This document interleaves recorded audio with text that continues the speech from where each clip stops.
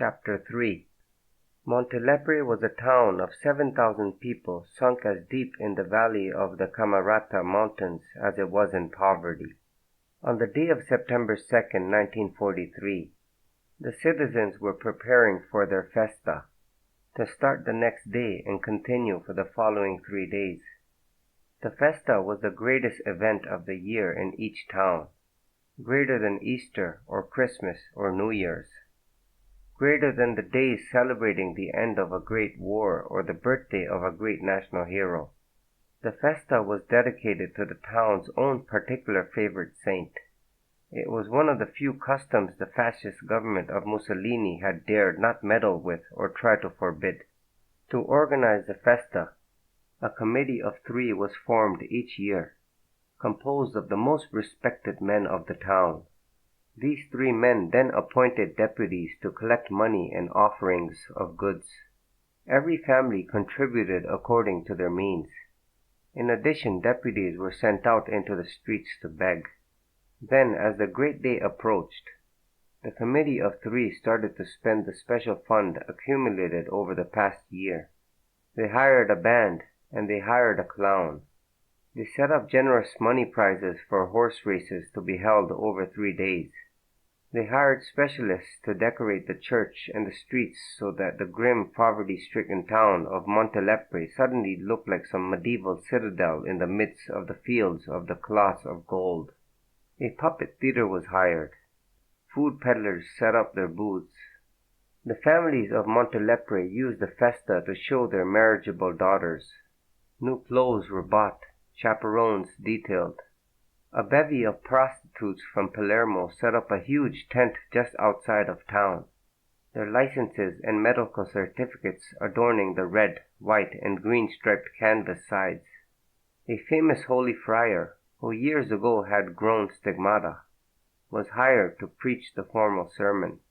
And finally, on the 3rd day, the saint's bier was carried through the streets, followed by all the townspeople, with their livestock of mules, horses, pigs, and donkeys.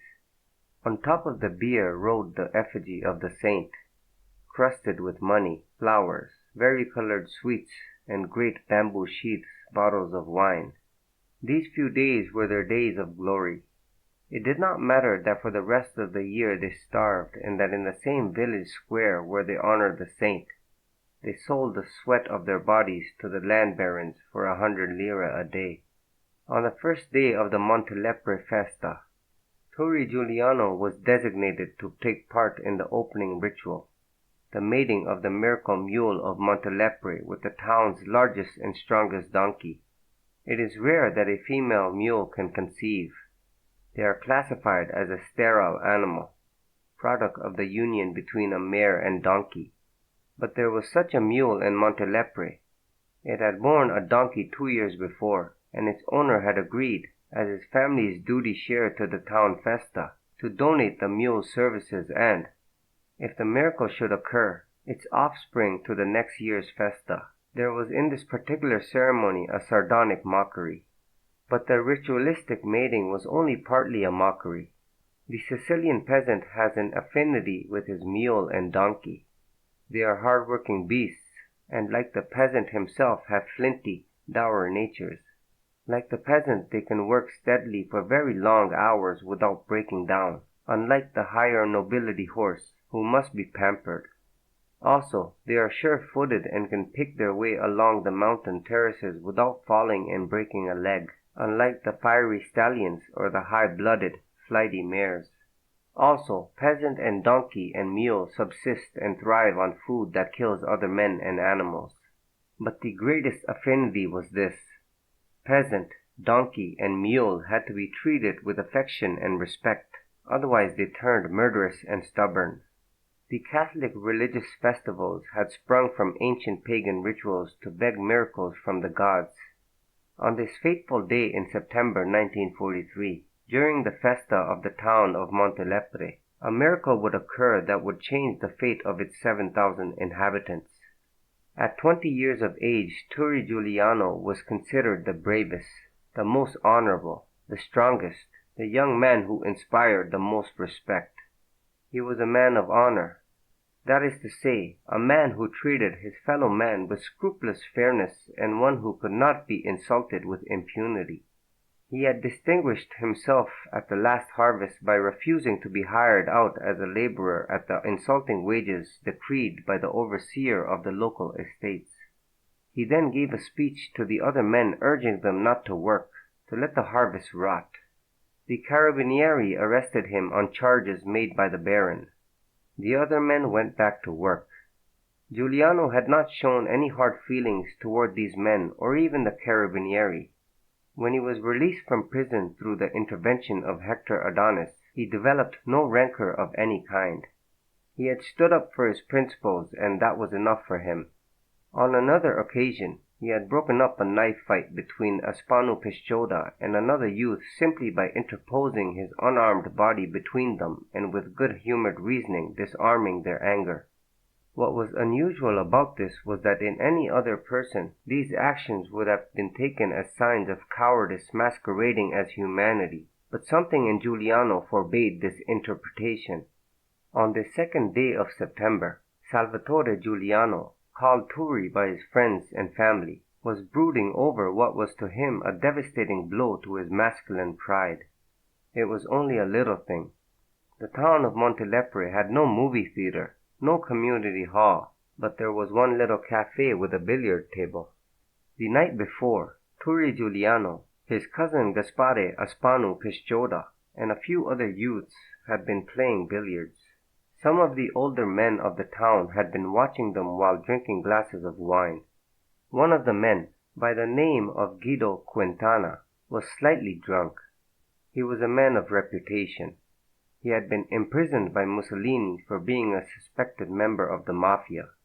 The American conquest of the island had resulted in his being released as a victim of fascism, and it was rumored that he was going to be named as mayor of Montelepre.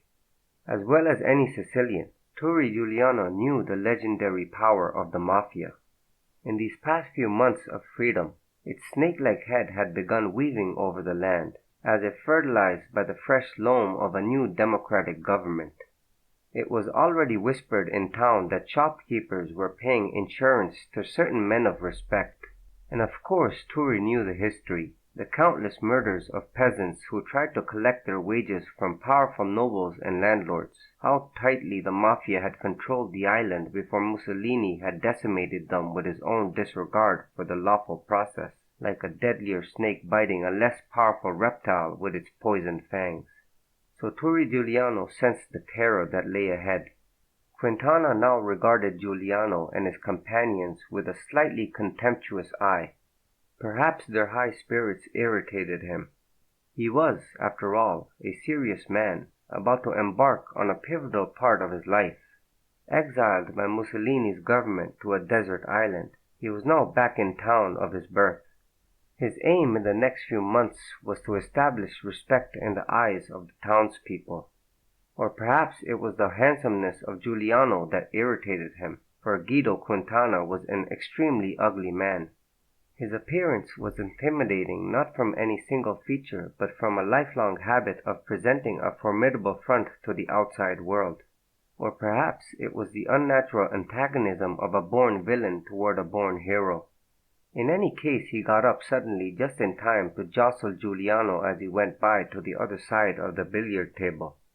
Turi, naturally courteous to a much older man, made an apology that was gentle and sincere. Guido Quintana looked him up and down with contempt.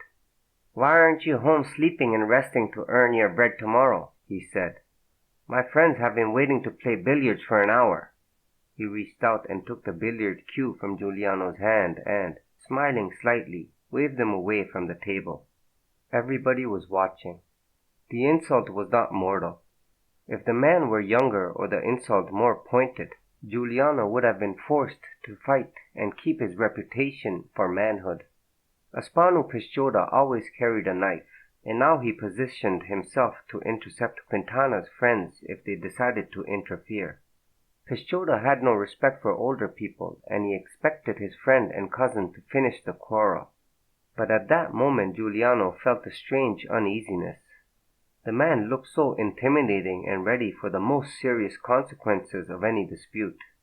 The companions in the background, also older men, were smiling in an amused way as if they had no doubt of the outcome. One of them wore hunting attire and carried a rifle. Giuliano himself was unarmed. And then, for one shameful moment, he felt fear. He was not afraid of being hurt, of being struck, of finding this man was the stronger of the two. It was a fear that these men knew what they were doing, that they had the situation under control. He did not. That they could gun him down in the dark streets of Montelepre as he walked home. That he would appear a dead fool the next day. It was the inborn tactical sense of the born guerrilla soldier that made him retreat. So Turi Guiliano took his friend by the arm and led him out of the cafe. Ch3 came without a struggle, amazed that his friend had yielded so easily but never suspecting the fear. He knew Turi was good-hearted and assumed he did not wish to quarrel and injure another man over so small a thing.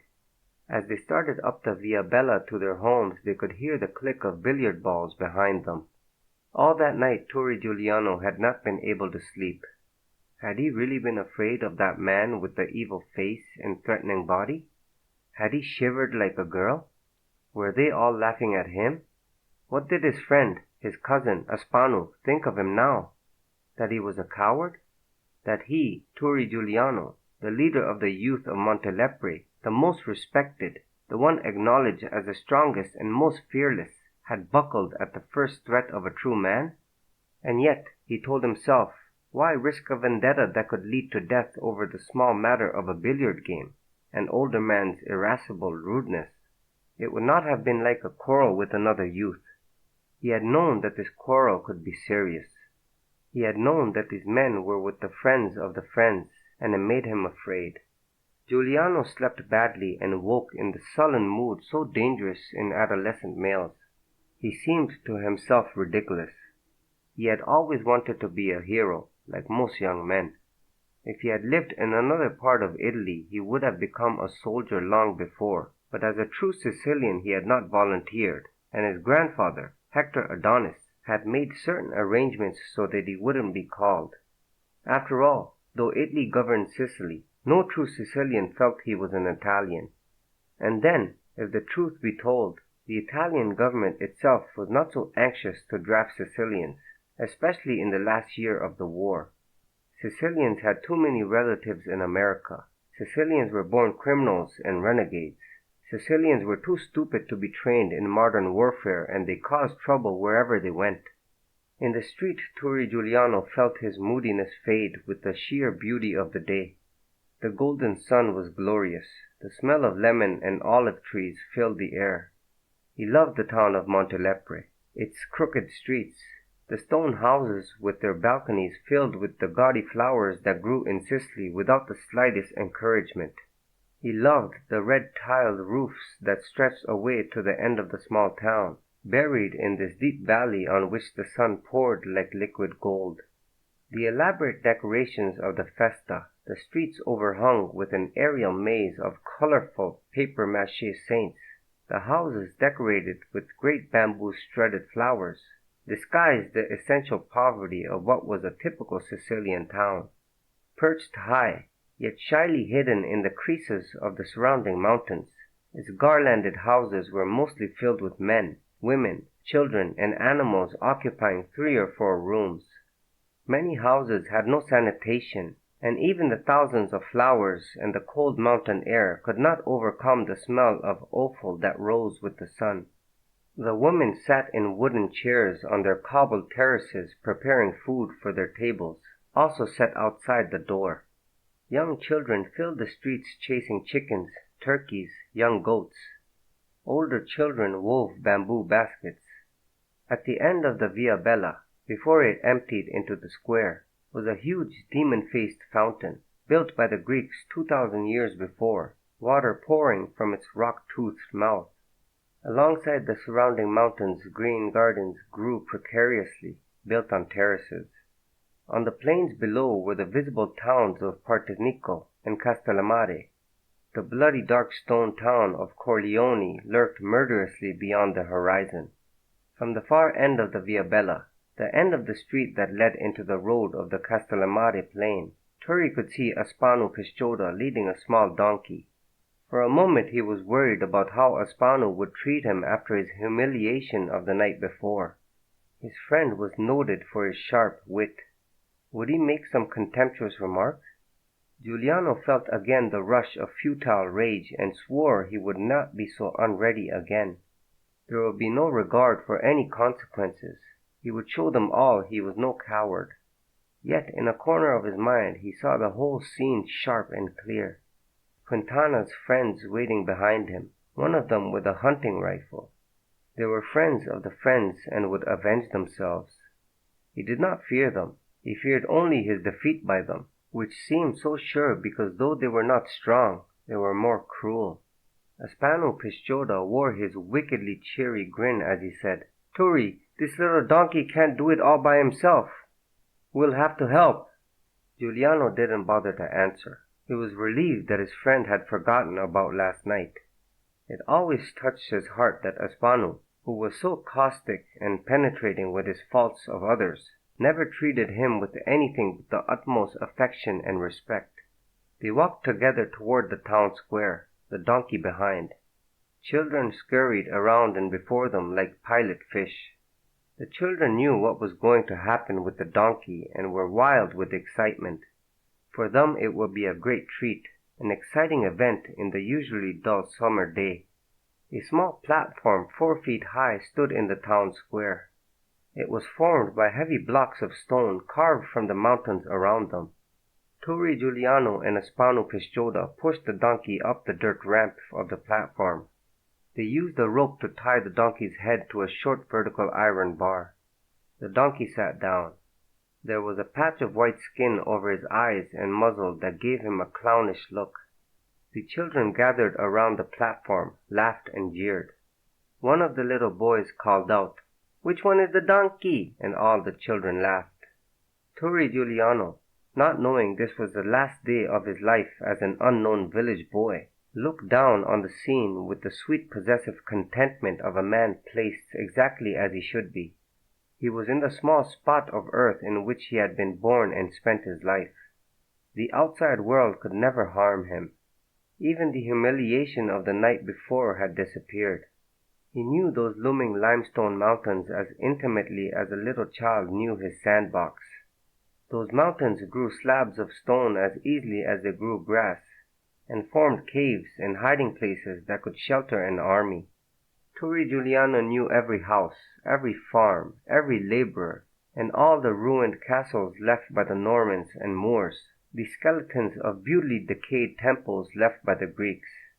From another entrance to the square appeared a farmer leading the miracle mule. This was the man who had employed them for his morning's work. His name was Papera, and he was held in much respect by the citizens of Montelepre for having waged a successful vendetta against a neighbor. They had quarreled over an adjoining piece of land which held an olive grove. The quarrel went on for 10 years, had in fact lasted longer than all of the wars Mussolini had foisted on Italy. Then one night shortly after the Allied armies had liberated Sicily and installed a democratic government, the neighbor had been found almost cut in two by the blast of a lupara, the sawed-off shotgun so popular in Sicily for such matters. Suspicion immediately fell on Papera, but had conveniently allowed himself to be arrested in a quarrel with the carabinieri and had spent the night of the murder safely in the prison cell of the Belampo barracks. It was rumored that this was the first sign of the old Mafia coming to life, that Papera, related by marriage to Guido Quintana, had enlisted the friends of the friends to help settle the quarrel.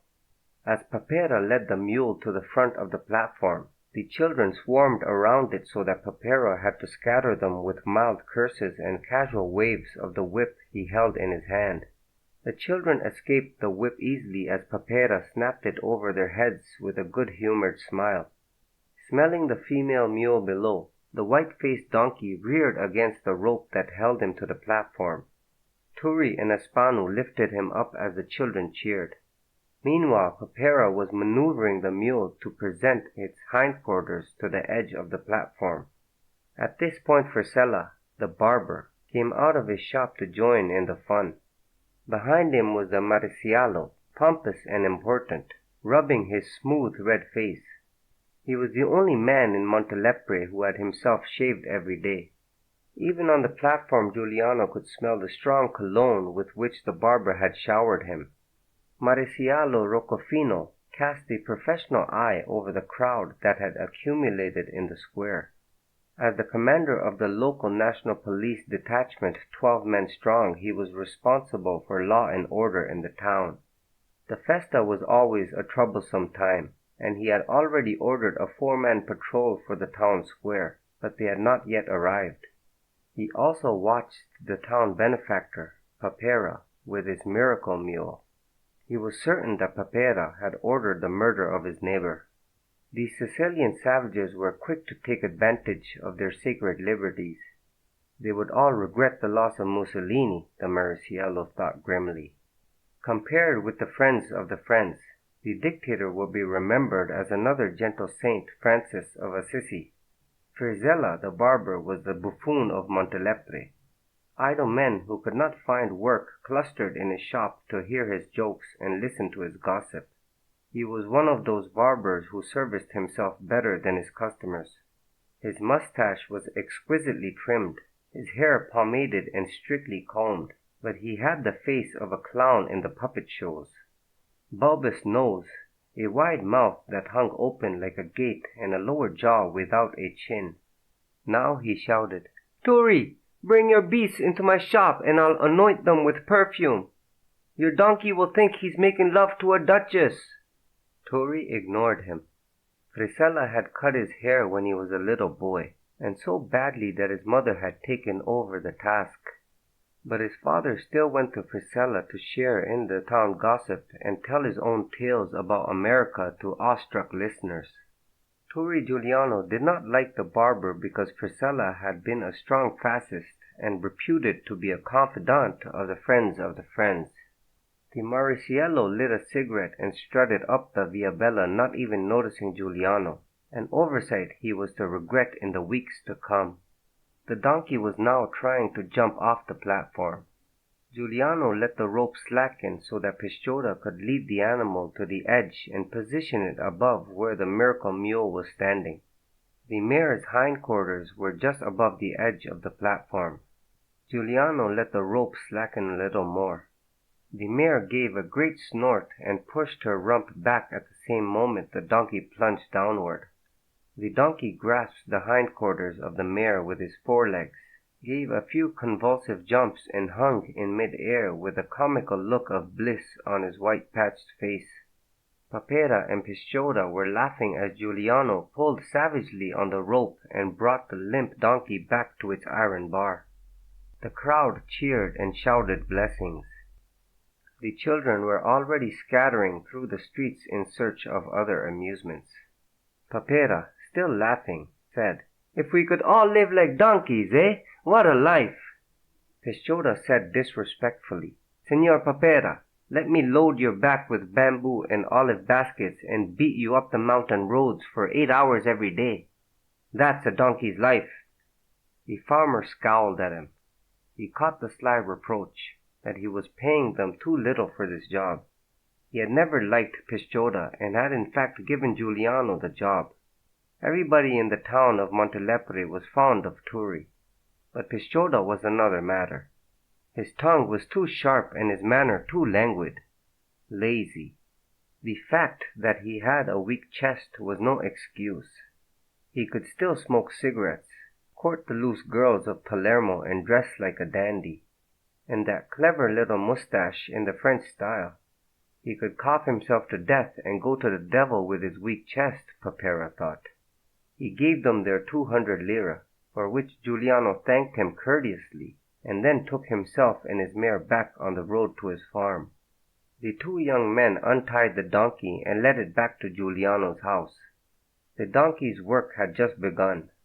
He had a much less pleasant task before him. Giuliano's mother had an early lunch waiting for the 2 boys. Turi's 2 sisters, Maria Nina and Giuseppina, were helping their mother make pasta for the evening meal. Eggs and flour were mixed into a huge mountain of a shellacked square wooden board, kneaded solid. Then a knife was used to cut the sign of the cross into the dough to sanctify it.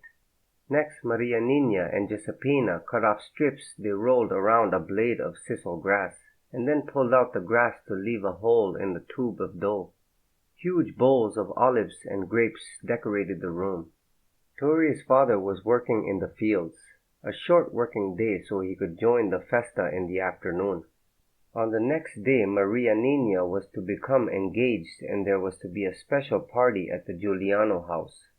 Turi had always been Maria Lombardo Giuliano's most beloved child. The sisters remembered him as a baby being bathed every day by the mother. The tin basin carefully warmed by the stove, the mother testing the temperature of the water with her elbow, the special soap fetched from Palermo. The sisters had been jealous at first, then fascinated by the mother's tender washing of the naked male infant. He never cried as a baby, was always gurgling with laughter as his mother crooned over him and declared his body perfect. He was the youngest in the family but grew to be the most forceful, and he was to them always a little strange. He read books and talked about politics, and of course it was always remarked that his height and formidable physique came from his time in the womb in America. But they loved him too because of his gentleness and his selflessness.